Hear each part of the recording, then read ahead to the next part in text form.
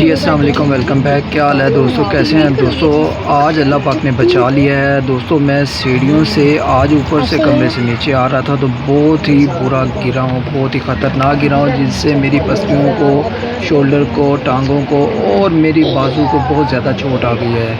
तो बहुत ज़्यादा पेन है, यहाँ पर मैं आपको दिखा रहा हूँ, बहुत ज़्यादा पेन है।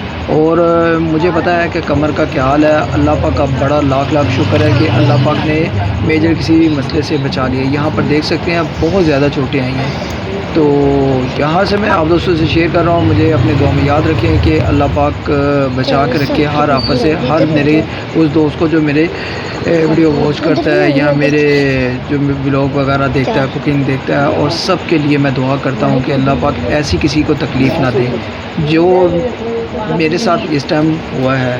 क्योंकि सीढ़ियों से एकदम से गिर गया, पता ना चला कि क्या हुआ। तो लाइक शेयर सब्सक्राइब करें। अल्लाह हाफ़िज़। समझ रहे हो?